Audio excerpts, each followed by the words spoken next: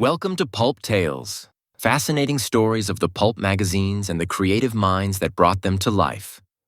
The fictioneers, the artists, the editors, and others. Brought to you by the PulpNet. Learn more about the pulp magazines through articles, blogs, bibliographies, links, over 100 episodes of this podcast, and much more at the PulpNet.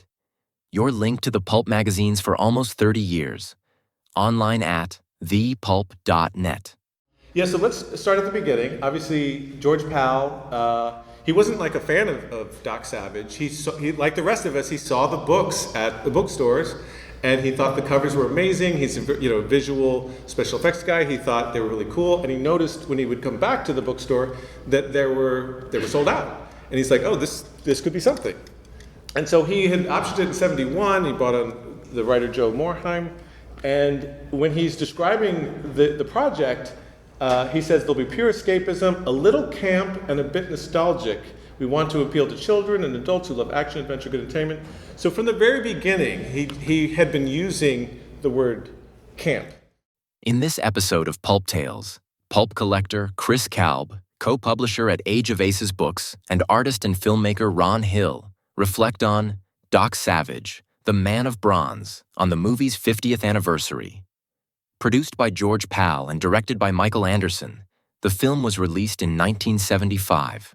This presentation was part of DocCon, held in conjunction with PulpFest 2025. This Pulp Tales was recorded in Pittsburgh on Saturday, August 9th. Who stayed up to watch the movie last night? Stayed to the end of the movie. All right. This presentation is for you. Because we're going to go really deep on Doc Savage, the Man of Bronze. Deep dive into Doc. Because we found some great material, thanks to Jen DiGiacomo. Yeah, she had a cache of material from the production. I had a cache of material from the production. Also a shout out to Justin Humphreys, who wrote a great book about George Powell. He was a really good source of information. But let's start with our personal stories, because it's actually very similar. We both watched Doc Savage, the Man of Bronze, on television. You caught the first broadcast airing. First broadcast airing. It was, from what I understand, Thanksgiving. There it is, Thanksgiving weekend. Oh, you've got the list? Yeah. It was just listed there. I was I just turned 14. I told my parents, I'm going to stay up and watch this. They said, it's a school night. I said, but I have to watch it. I've been waiting all summer. And what did you think? Oh, let's not go there. I mean... Okay, we can go to my story. So I saw the first primetime TV airing, which was after it aired late at night on January 28th, 1978. And I didn't know what day. Like, I had to look this up, which was really interesting. It's opposite The Love Boat. Came on after Bionic Woman. And actually, I didn't know to watch it. My dad said, hey Chris, because I didn't know who Doc Savage was. My dad was like, hey, you should watch this, Chris. It's like Batman. And I was 10, so I was like, yeah, Batman's awesome and serious. I will watch this. And it was. To me, it was like Batman. It was amazing. And what's interesting, having done the research, is, like we just said, it was a late night movie that ended up in primetime. That was actually almost accidental. It had replaced, what was going to be airing was Stranger in the House, which is the TV title for Black Christmas. And it got pulled because some sorority girls had actually been murdered 2 weeks previously. So they pulled it from the lineup, and they were like, well, what else do we got? Doc Savage. So I found out that it's actually, like, I almost didn't become me, right? I wouldn't have discovered Doc Savage, I wouldn't have discovered Pulps, I wouldn't be giving this presentation, except for this tragic news. Doc Savage saves the Nielsen ratings. So, yep. Yeah, so let's start at the beginning. Obviously, George Powell, he wasn't like a fan of Doc Savage. He, like the rest of us, he saw the books at the bookstores, and he thought the covers were amazing. He's a visual special effects guy. He thought they were really cool, and he noticed when he would come back to the bookstore that they were sold out. And he's like, oh, this could be something.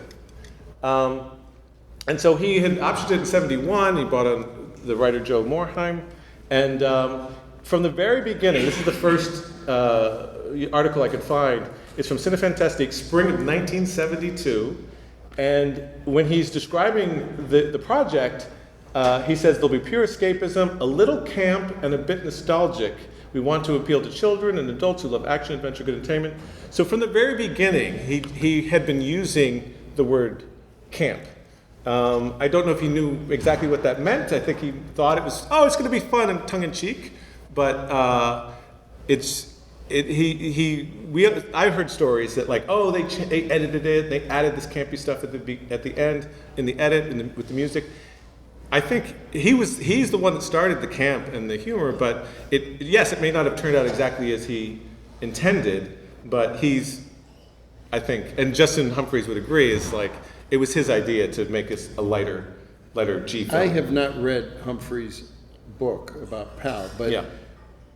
Did Pal, he must have been aware of the Batman TV show. Yeah, exactly. And I think he sort of maybe felt the way I did, which was he didn't get it or whatever. He thought it was it's just a lot of fun. Not that we're looking down on this or we're making fun of this. There's a fine line when you're doing something camp or doing something tongue in cheek. But essentially from the very beginning, he was talking about it as camp. And in fact, Joe Morhaime, who wrote the original treatment, I haven't read it, but Justin, I was talking to him again on Facebook, said it was much more straight, and that George had added a lot of this stuff to his script, and he did that because there was a writer's strike. There's actually a writer's strike in 1973. I remember that. Battle Network Stars, all that. Yeah. Well, the writer's strike, there was 16 weeks, and in that period, George did a rewrite. Now, he asked Joe to write it, but Joe was on strike. He wasn't going to break the strike to do edits on Doc Savage, and so George kind of got in there and added a lot of apparently goofier parts. And ironically, he was able to do that because he wasn't a member, but he had to become a Writers Guild member later to get his name on the film. George had to join the Writers Union after he had he belatedly broke the strike. I don't know how you call it. Anyway, the original director on October 18th, 1972, they announced the director as Gordon Douglas. Oh boy! What do you think of that? Like Flint. Yeah, that had more of a Doc Savage tone, didn't it? Yeah. See, he also did The Detective, which is super gritty, and Them, which is a giant. It's hard to describe, but so he's done a lot of different things. What do you think his film would have been like? Well, like I say, maybe if it would have been in Flint, yeah. it would have had more of that Bond kind of thing. And the kind of colorful. Which had the camp, so yeah. George would have been happy. Exactly, that's what I'm thinking. But then just 2 weeks later, Michael Anderson replaced him. And he was known at the time for Around the World in 80 Days, and then later, just the following year, for Logan's Run. For Logan's Run, which always amazed me. I did not know till recent years that the same guy who did Doc Savage directed Logan's Run. Very different. Very different. And just a year apart, actually. So the script was then finalized on November 16th, although there would be, there's always revised pages throughout. And on December 21st, they got this letter from the MPAA, because remember, they're looking for a G rating. And we all watched it last night, and I quipped that it was a hard G. Just like there's a hard R, this was like a hard G. They really went after it. And so there's four items here. It's really the depictions of violence, right? So it's when we see the sniper's body laying there, don't make it too bloody. When you see the Green Death, don't make it too bloody. And the fight on the yacht, we're stabbing people with a cane, don't make that too crazy. But what's really interesting is they picked on the fight with Captain C's. And they thought, don't let it get too intense. Do we think that maybe this letter led to that crazy fight at the end, which kind of stops and starts and has a jokier tone? That's an interesting thought, yeah. Ceremonial area. Yeah. Okay. Because it does say in the script that the fist fight between Doc and C's takes on a spectacular judo, karate, and kung fu dimension. But it doesn't say in that order with subtitles, you know what I mean? Which is what ended up happening in the film, if you see it. Maybe when the people with the ratings saw that, they thought, Bruce Lee. We don't want to turn into that kind of a thing.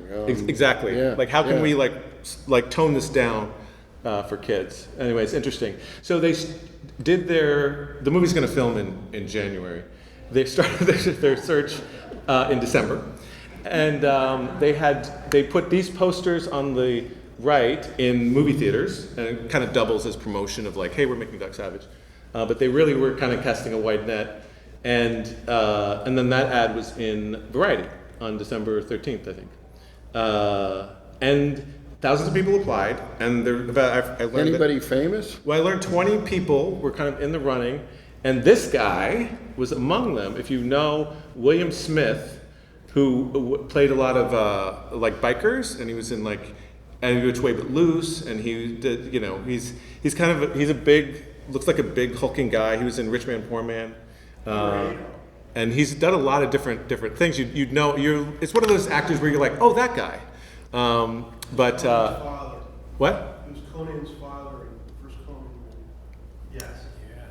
Oh, wow. So that's interesting. Yeah, Another Pulp connection. That's the only factoid that I could pull that was from Justin's book. But we do have from the production materials what they gave the actor to test with. Okay, so there were 5 scenes. The first one was really just they wanted to just film the actor talking with the director, and they would do like a close up, like just screen test. They did the scene where Doc learns that his father is dead. That's a good one. He had to do the code. Like if you can sell the code, right? You're in. Sell the code. Yeah. And then also just a improv a fight, like fighting towards the camera just to get like how they move. And then the last one, and this is like 3 pages, the scene with Mona, that ends with Mona, You're a Brick. And a kiss, actually. The original one, they kiss after Mona, You're a Brick. I watched the kiss. You asked way at the beginning, what did I think? Oh, the kiss. That kiss is at the end. That's not Doc. That's not Doc. That's not Doc. Yeah. So if I press play, this is what George Pal says about Ron Ely. When we tested him, it was just no contest. All the others fell out because he was so magnificent, so good, and so believable. Because this picture has so many levels. We made a nationwide search. And actually, Ron Ely is just Doc Savage. Nice. And then the Fabulous Five, they did the scene after Johnny comes into the apartment, and they all have those lines about like, we promise if we ever got out of the war, we would serve each other and whatever it is. Anyway, but the Fabulous Five, they probably do like group auditions and did those lines. So these are the guys we ended up with. What did you think? I thought Rennie was pretty good. I thought Johnny was good. I thought Long Tom was okay, but I thought, I always thought Paul Gleason and Eldon Quick should have switched roles. Really? Yeah, because Paul Gleason's taller than Eldon Quick. Right, just baseline. Yeah. Yeah, I mean, Eldon Quick looks sickly. Like he could have, yeah, you're right, he could have been like a Long Tom. Yep.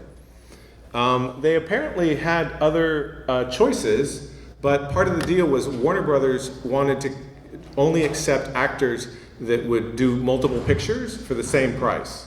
So Michael Anderson remembered that they had a better Monk, no surprise, and but he wouldn't do multiple pictures, so they replaced him, and so he's the Monk we got is kind of a second choice. And we don't know who the better Monk was. No, Michael Anderson couldn't remember any of this. Justin did his interviews too late to remember. What? I had heard that as What? That's a real rumor. If What was the real rumor? Buddy Hackett wanted Buddy to Hackett. do I wouldn't be it. surprised. Okay, so here, yeah, again, I don't think Monk would be that different because looking at this when Cinefantastique came out with an article, I took that picture of the concept art of Monk and I unskewed it.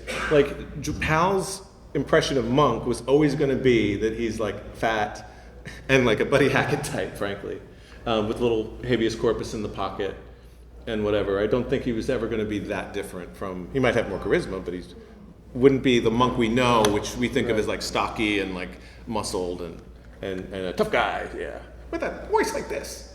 And so speaking of production art, if we've all seen this picture, and we've never found any of this amazing art on the walls, although I'll be showing some other storyboards later.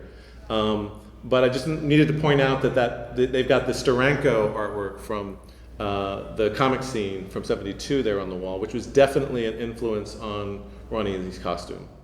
And in fact, Steranko claims that himself in the later Doc Savage issue when the movie came out, or before the movie came out. But some really cool stuff. This is the sort of Eagle's Nest concept art. I took this from the making of movie, the making of, because they do like a pan or a push. I took basically different frames from the 60 millimeter and kind of pieced that together. And then also this fortress concept with the polar bear. I mean, if the movie had opened with this, I mean, that would have been cool. Like do it at night and have a polar bear and pan over. And when I first saw the movie that night, way back in '75, and I saw them pan away and show the whole Fortress of Solitude, I thought, I've built igloos that big in my backyard. Yeah. So, you know. Yeah. That was supposed to be a matte painting, and it actually became a model that Fred Hartman built with like salt around it to be the thing. Like, the matte painting could have been more spectacular, but maybe they didn't have the budget. Yep. And there's a lot of budgetary problems here. So I had to put this in here because Robin Hilton was on January 17th, we're getting close to filming now, she was on Johnny Carson talking about her next project, which is Blazing Saddles, but the next one was Doc Savage. So what are you doing now? You finished the movie? Yes, I just did another movie, and then I'm doing the series Doc Savage. It's coming up sometime in February. Yeah. Well, it's nice to have you here tonight. Thank you. Are you all calmed down now? You said you were a little nervous between commercials. Wasn't this easy? It was very easy. What's that fun? Oh, it was fun. Excitement. All right. Anyway, I always thought that was an interesting tidbit. And here's what they were paid. This is how much each of the actors was paid. Obviously, Ron Ely got the most at $20,000. Only $20,000. The highest paid of the Fabulous Five, Ham and Rennie. And then Monk was next, and then actually Long Tom and Johnny got $8,000. Is that about right? It wouldn't be right for me. But that was 1974. Yeah, 1970. And they got no royalties or anything. No, paid people up front. Well, maybe after that strike or something, but I don't know. Yeah, they were just contracted per week, and then they got guarantees on the amount of weeks. And some of them were paid out over time, like Long Tom and Monk. So let's get into the filming. They started on January 23rd and 24th in Grand Junction, Colorado. They filmed the scenes where the fortress is, and then they also filmed a lot of long shots with Ron Ely and a group of doubles over sand dunes and snow in Colorado. I have some cool behind-the-scenes pictures here. There's Ron looking for snow in his boot, probably. These are from the collection of Jim Gould, again, like getting changed and people helping him, get into some warm clothes. And they stayed at the Holiday Inn. That's George Pal and Ron Ely, and they had the snowmobile at the Holiday Inn, which is very cool. This is a postcard from that era of that Holiday Inn, but they even put on the sign, "Welcome Doc Savage and his pal George," because I guess the whole crew was there. We don't know who that woman is, but that picture's in Justin Humphrey's book. Pretty cool. Okay, so now the first thing that was a pre-production group. The first thing that they really shot is all of the business at the Columbia building, which is frankly, I think the best sequence of the film. That early. I would agree. Yeah. Yeah. So here's the shot from February 1st, which is they're celebrating Pal's birthday with the native guy, I guess you call him. I don't know, and that's Dar Robinson and Tony Epper, who is doubling Ron, and they became good friends because they were sort of a similar type. But those guys are actually kind of legendary stunt performers. And in fact, think about this scene when you watch it again, because I know you're all staying for the for the airing of the fan cut after this, is not only is there an 11-story drop off of the building, that's kind of there's a gap between the wall of the building and where he's running, and there's a 12-story drop, or 12-foot drop, sorry, on that side with pipes. Like you'd land on like infrastructure and pipes. And he's just running across, and it's not even, right? It goes up and down. The only thing they did, he has no wires or anything, the only thing they did is they put sandpaper on the tops of the surfaces. So he wouldn't slip. You're right, so there's a little bit of grip for scenes like this. But now when I watch that, after reading this in Justin's book, when I watch that sequence, I'm like, that's nuts. And Dar Robinson actually, fun fact, he set a record for the highest feet first free fall. Even today? Still stands? I don't know if it's still standing. I didn't have time to, but at the time it was. And it's interesting, that came from an interview with Eldon Quick that's in the book. Very interesting.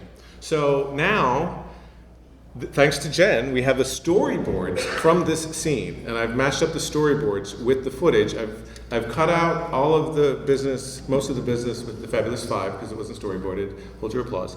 But let's watch this is going to take 4 minutes, but I think it's really interesting because it's the first time I think I've ever seen storyboards from The Man of Bronze, and how we can see how they match up with the movie. You know the movie, so it's going to be small.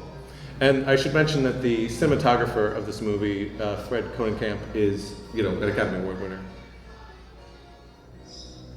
You can see the shots that they didn't get, and some of the shots that they added. They had clearly been to the building when they drew these storyboards. And I think the storyboards are actually by Fred Hartman because they compare well with the legendary work he did on The Boston Strangler, which was storyboarded within an inch of its life because it has all of those multi-panel scenes. As you can imagine, that tower is like in a parking lot somewhere. They never composited it with the rest of the building. See, he throws the gun instead of the knife.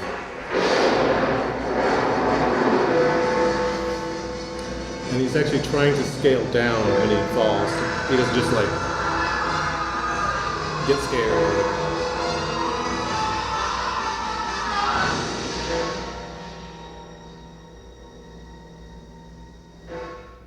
So that's it. Pretty cool. What did you think? I thought that was amazing. They were obviously on location. They knew where they were going to be. The grates and the ironwork and everything. Yeah, some of it like really tracks like that. We're going to do a long. This is like in the binder. It's like a fold-out page. We're going to do a long, tracking shot. And if you look, it's like they really drew the girders and the columns the way that they looked.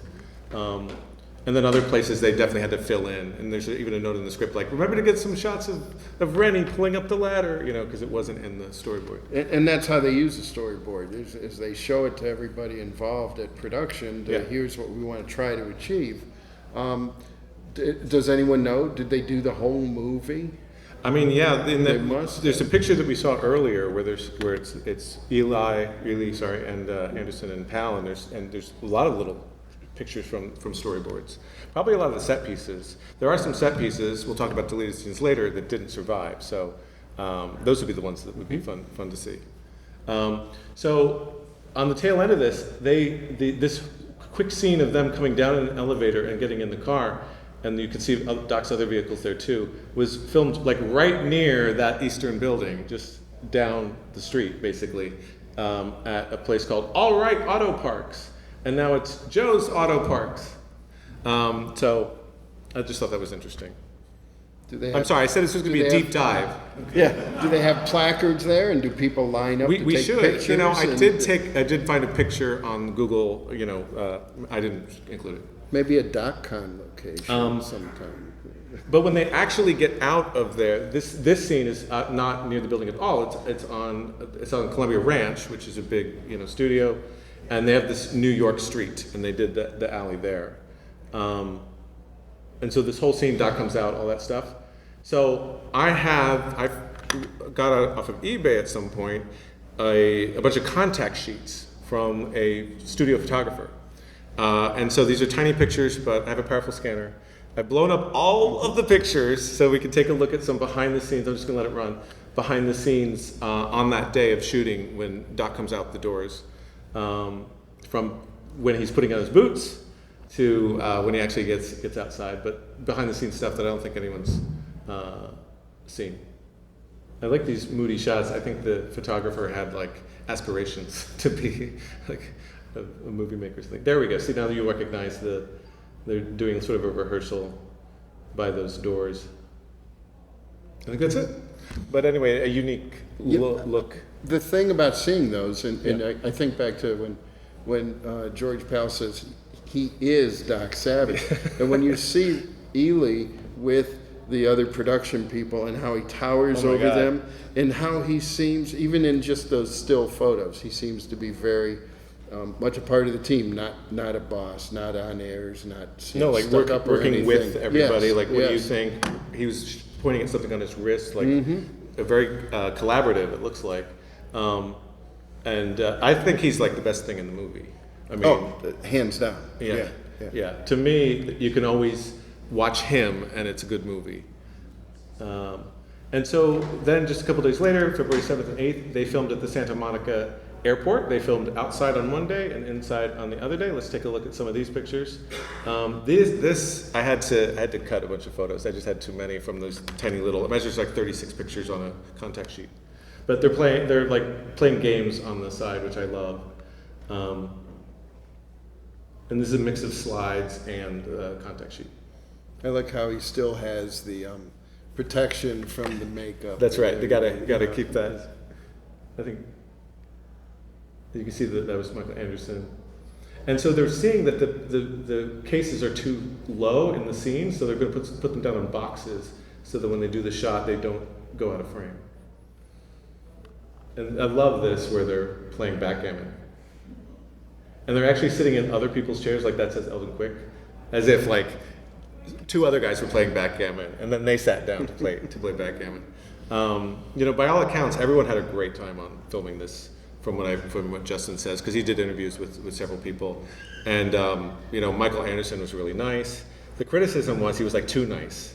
Like he would if somebody had an idea, yeah, let's do it. Like he was kind of an English gentleman that was like didn't want to say no to anybody, and so and maybe it wasn't controlled as much. So this is not the movie that I wanted to put here, but. It looks like it's from a contact sheet, so they must have had a bunch of paperbacks around for reference. Well, this is from the making of. This is the TBS Jungle, which comes later, because I didn't get the movies in the right order.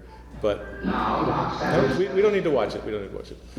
So on February 8th, like while they were filming that stuff at the Santa Monica Airport, then they decided to change the names of Monya to Mona, and Kukulkan to Kulkan, and that's the very last minute. So if you get that final script, I think Phantom Press publishes a copy of the script. It still has the old names in it because this is like February 8th now that they decided to change the names. Because Monha was the name from the books, the stories. Yeah, I don't know why they changed it, but it does mean none in Spanish, and maybe they thought no one's going to buy Princess Ardala as a nun. Pamela Hensley, sorry.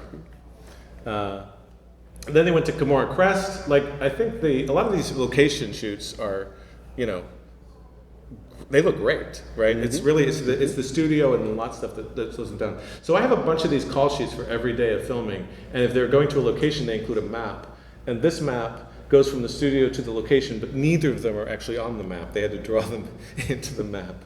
And the road may be icy. That's right. Road may be icy. I love all the little details of some of this material, which I've had for years, and I just want to thank you guys for forcing me to actually look through it and kind of think about this whole production. And then they started on the stages, Stage 25, where they did the penthouse scenes. And I don't know where this picture's from, but it's been said that this is outside the stage. They had this giant banner. See, those are people down there. Giant banner of Ron Ely to kind of announce this is where we're filming, guys, and just to be cool, I guess. But that shot of Ely is from the Jungle, which hasn't been filmed yet. So I don't know when this banner was put up. But here's a production art by Fred Hartman. He also worked on the designs for In Like Flint, which is, I guess, a coincidence. But it looks exactly like his artwork. And it's very cool. This is exactly the layout of the apartment, or the penthouse when you see it, which is very cool. From there, they went to Palmdale, and they did the small town, and they did the dry riverbed with the bones, and it's even like, that's a prop that they brought, right? Like, right. It had to be listed in the thing. But it was a 2-day stay, so again, sorry, I got another postcard. Another postcard. This is the postcard from the time of the Vagabond Inn in Palmdale, California, which I thought was kind of cool. I loved this guy. Okay. You know, because everyone was like, "Oh, is he a villain? Is he?" This actor, Michael Berryman, was discovered by George Pal. Yeah, this is his first film. He was working at a flower shop near where George Pal's son David ran an antique store, and so he was just going by from the antique store, like by the flower shop, and he saw this guy, and he's like, "Hey, do you want to be in pictures?" Or just thought he'd be perfect for this random role. But it was actually discovered by George Pal, and of course we all know him from Hills Have Eyes and other like horror stuff. But this was his first role. I thought he seems, if you've seen the movie, right, heavily looped. If we've seen the movie. Yeah, I'm sure everyone here has seen the movie. But I always thought his lines were like dubbed over. But I don't know if that's because it's his first role and it was a little squirrely or what. But I just thought that was interesting. I have no other facts about the Harold Lloyd estate, but it's cool that they filmed in the Harold Lloyd estate for all of the Hidalgo offices, the president's office and the where they have the lunch and then the pool. Then they were in the Warner Brothers Studio Stage 28 for a long time, doing all that yacht stuff. And then on March 12th, they went to Burbank Studios, which has its own New York street and also has the Mexican street for the exteriors in Hidalgo and the infamous final scene. This is a great picture. If we had a trivia question, if Mike Tomko wanted a trivia question, my question would have been, what's the name of the actor who played habeas corpus? It's R. Hogg. R is his first initial. I don't know what that stands for.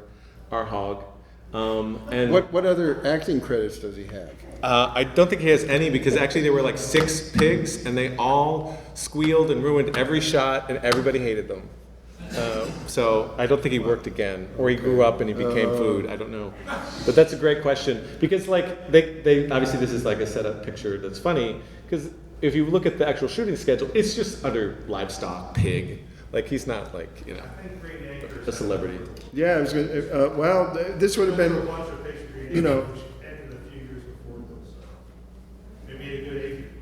What was the pig? There's another trivia question. What was the pig's name on Green Acres? Oh, Arnold. So maybe this was Arnold's progeny in the film. I would believe that the trainer is the same, right? Because he is that. I don't know the guy's name, but he is listed in the credits as a pig trainer or whatever. A pig trainer. Again, this is from Jim Gould's collection.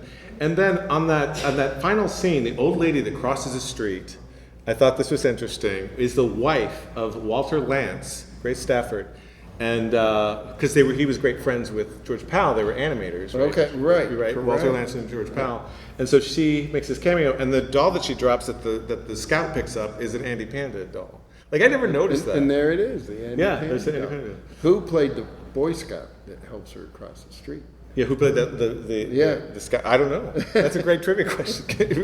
Next year we're going to do all of the cameos. But that's pretty cool. Then we get to the jungle set. And I think this is it. There we go. So let's watch. Now, Doc Savage steps from legend onto the screen in a new film being produced by George Pal, himself a legendary figure with his epic films Destination Moon and War of the Worlds. Pal chose 2 of the best in the industry to work with him. Michael Anderson, who directed Around the World in 80 Days, and Academy Award-winning cinematographer Fred Konekamp. Doc Savage, the Man of Bronze, recounts a part of the amazing saga of the Golden Giant's war against the forces of injustice. he'll give you a cue. He'll look to you and say, Arubu, or whatever. The dangers and thrills in the filming never stop. Michael Anderson keeps the action going by staging an unusual event near the prodigious pool of gold. Roll, please. A camera. B camera. Sometimes the tradition backfires. And action. The Green Death! Oh! Oh!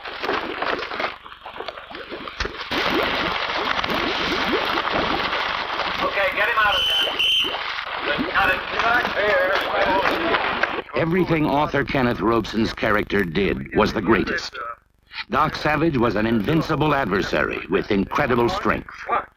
Ron Ely is also a physical phenomenon and an expert in hand-to-hand combat. Yeah, I want to talk about that guy. He's actually very well established. His name is Takuboda. He only died last year. He was the technical advisor on the fights. He was already Ron Ely's karate instructor. And so he had appeared in The Mechanic in 1972 with Charles Bronson, and they became good friends. And then became kind of like a karate instructor to the stars. And so when Ron Ely wanted to get into karate, his agent said, hey, you should get into karate. This is all covered in that Fighting Stars magazine. You've seen it on eBay. Read the article. It's so he was probably brought in by Ron Ely, although he had worked in films on Kung Fu, the TV show and stuff before, but he was a technical advisor. Also, really good friends with James Caan, as he was his karate instructor, and that's why he ends up as like an extra character in Bottle Rocket. Wes Anderson. What? Wes Anderson's first film. Yeah, so it's just like fun trivia. All of those little scenes were all filmed in one day on the stage. You know, the from the beginning.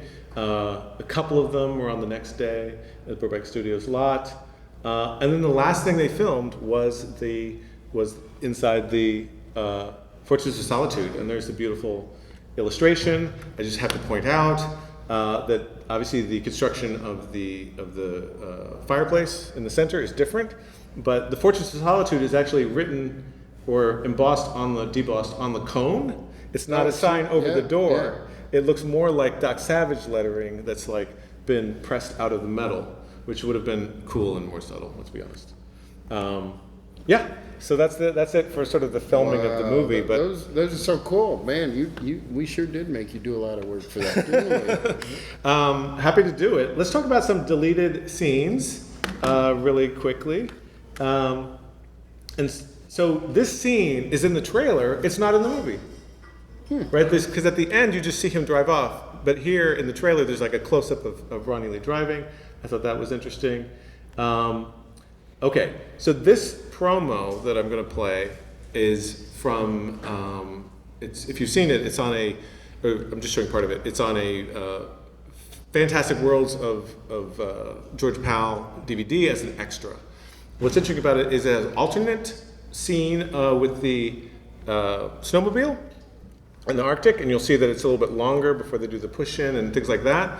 But I secretly want to play it because it has different music and a different narrator than what we got in the movie, and it makes all the difference. The music is the theme from the FBI story, the Jimmy Stewart movie, by Max Steiner, but it's still a march. And the narration, I'm 99% sure, is Ted Cassidy, who we think of as Lurch, but also did the opening narration for The Incredible Hulk, where he's like, David Banner, scientist. Like, it's in that mode, so let's take a look. This is Doc Savage, the Man of Bronze.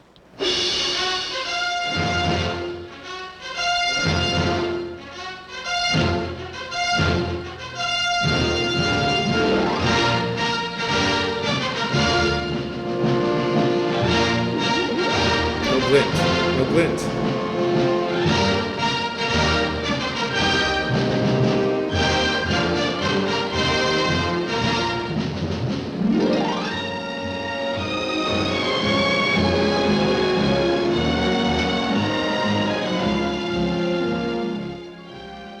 This is Doc's Fortress of Solitude in the Arctic Circle, where he retreats ever so often from the grueling pressure of routine to concentrate and further develop his wide knowledge. to study astronomy, the planets, the stars, the universe, or work to invent something that one day might be useful to mankind.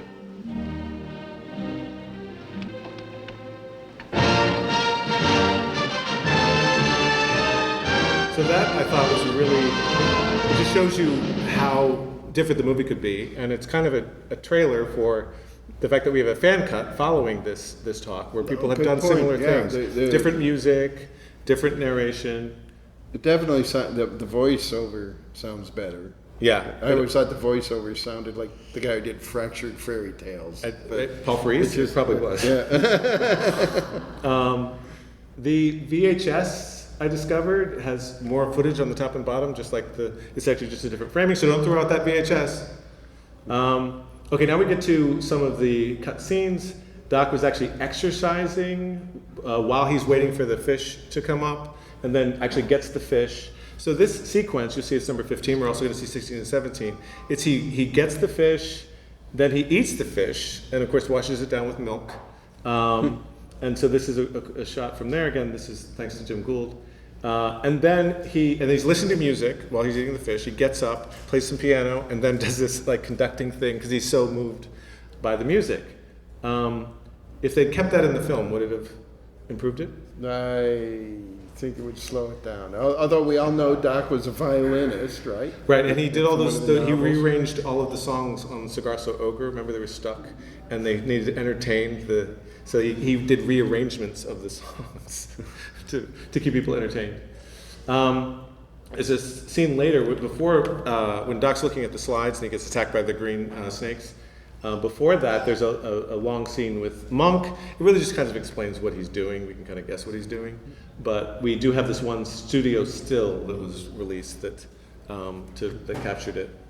See, that cool. A scene with Monk, like involving the aides more. Yeah, like doing chemistry. Been useful. Like that's what I'm thinking. It really kind of beefs it up. But it's funny, just as an aside, remember in the alley, he turns and he says, "Hey, Johnny, you going to be okay?" That's not in the script.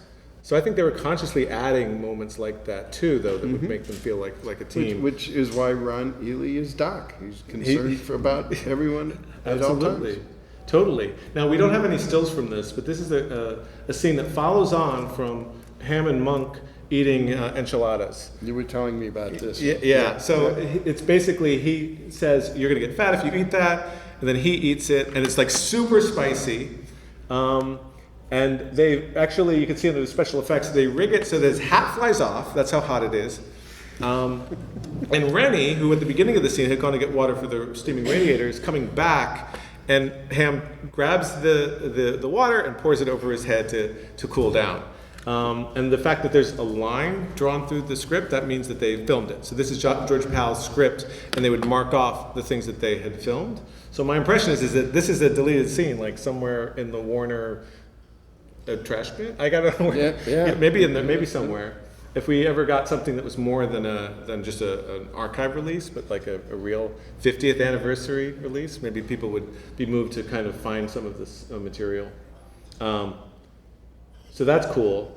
This one I really love because you can see a vestige of it in the movie. When Doc comes in the apartment, Rennie is putting down a photo album. So right before that, we were going to see the photo album. It was going to sort of cover Doc's life with his father. And they had scripted in the script. They had several scenes like he's on safari, he's 7 years old doing science, he's 15 years old climbing the Alps, they're in parkas at the Dome, and then an adult Ron Ely in a sleek racing plane, my first solo flight. So, and they had planned this out. We're going to do these pictures, and we need these props, and we need a welfare worker for the kid actor, and they were going to shoot all this, but they never did. They definitely put it on the last, like towards the end of filming, and then they were just, and you don't need it. I mean, I admit that. Like Doc is a boy. That might have helped explain about the father and everything. Well, it's cool. I mean, I always wondered who did the painting of the father. Yeah. I was looking at, because they had matte painting. I know who did the matte paintings, but I don't know who did the painting that was hanging on the wall there. Okay, the biggest thing that's in the script that they didn't film, although there's vestiges of it, is that yacht was going to transform into a 3-masted schooner. And this was going to be the big George Powell special effects stop motion thing in the movie. And they did it to disguise the yacht. So it looked like an old sailing vessel. And they were going to throw tarps over the side to make it look like wood. And then they were going to do stop motion on the masts coming up and this whole thing. They didn't, obviously, who has the money for that? They didn't do it, but if you can read lips, he is saying the line when Doc Savage gets away, modify ship, instead of what was looped as move out the ship. Modify ship. Yeah, so they had budgeted this at one point for $25,000, but they got it down to 4 using a miniature, or maybe shrinking the miniature. Again, they put it as a second unit thing towards the end. You'll see on that shooting schedule, they never added a date. They just kept not scheduling it, and then it went out of the movie. But this is why it's interesting, and again, you see why they don't need it. This is why Ramirez says we can't find that boat anywhere. It's because it had just transformed into, no boat matches that description, or whatever is the line, I put it there. But you don't need that. We know Ramirez is dirty. He's obviously going to lie to Doc Savage anyway. So it said $25,000 for that effect is what they budgeted. Well, initially, but when they lowered it to, it was probably going to get cut, and then they're like, we can do it for 4, and then they kept it. But and how much did the actors get? I know, that's more than Ron Ely. You can get a second Ron Ely in this film for that amount. There was also a scene, and this was scripted before they cast Ron Ely, where Doc is going to swing through the trees like Tarzan. After they spot the pool of gold and he separates from the group that gets captured, he was going to swing away like Tarzan. And again, they kept putting this off, and they eventually, I think, never filmed it. But because my last call sheet is it kept moving. The call sheets kept moving. I have multiple that say, "Oh no, today's Tarzan Day. Today's Tarzan." I think they just never shot it. Here are some early abandoned concepts. I'm just going to run through this really quickly. Because they did a big script rewrite in August, I think, for budget reasons. My favorite line is, "The river of gold is to be eliminated. We shall have pool only." So they were going to have that. The last scene with Captain C's was going to be a parade, a daytime parade, and they were going to be marching with the Salvation Army band. And all of the aides were going to be there. It was going to be a big, obviously high budget scene to end the picture, Christmas time, parade, and all that. But obviously they shrunk it down. Again, I could not imagine ending on that. I think the way they ended it, if they insisted on ending on the crime college angle, was the best way. Seeing the thing. Yeah. There was going to be a scene in Hidalgo Airport. They cut that. And then the river sequence. There was going to be a big river chase between C's in cars and Doc and his men on a boat in the river. And this is it says page 89 through 97. That's like 8 pages of river chase that they cut. But that would have been I think a big action sequence in the middle of the picture, which they kind of needed. They needed, right? Yeah. I was talking about this with my brother. There's that long part in the middle where they're just going. The fight scene on the boat, somewhere. and then not much happens. They're just going somewhere. They're in the Valley of the Vanished. So that's the kind of set piece I think that they needed. Also, in the early special effects budgets, it says animated gold flecks superimposed in Doc's eyes. Everything that ended up becoming a glint 3 times. Anything that ended up becoming a glint in his eye was actually going to be the swirling gold pools in his eyes, which I think is really cool. And we almost had it, guys. And that was only going to cost $350. Yeah. To turn Ely's eyes blue to gold. Okay, I think we're out of time. I think we're we hit our mark. Yeah. Yeah. I obviously have 60 more slides, but come by my table and I can show you all the stuff about the release, Ron Ely, going on these different, going all around the Carolinas, etc. All the posters that came out.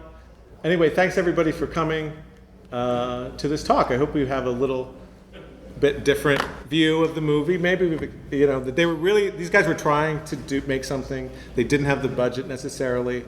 to pull it off. But a lot of people worked on this, and they had a I good time. think it all happened post-production, whatever, did not improve the movie. But yes, Awesome. Thank you. Thank you. You've been listening to Pulp Tales, fascinating stories of the pulp magazines and the creative minds that brought them to life. Brought to you by the PulpNet. Learn more about the pulp magazines through articles, blogs, bibliographies, links, over 100 episodes of this podcast, and much more at the PulpNet. Your link to the pulp magazines for almost 30 years. Online at thepulp.net. Subscribe to Pulp Tales on your favorite podcast platform, or listen to us on the web at the PulpNet. If you enjoy our content, please like us or leave us a review. And tell your fellow pulp fans about Pulp Tales. Thank you for listening, and keep reading the pulps. Pulp Tales is copyright 2025 by William P. Lampkin.